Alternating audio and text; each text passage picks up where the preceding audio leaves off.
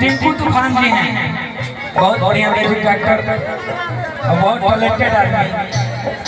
लेकिन टिंकू तूफान केसरी इतना ध्यान से तुम नाच देखता रहो, तारा बगल में देखत रह के सब बैठल बा, नाचबो कर ले ऐसा क्या? हाँ, मैंने सुना है कि आप बहुत तगड़ा डांस करते हैं।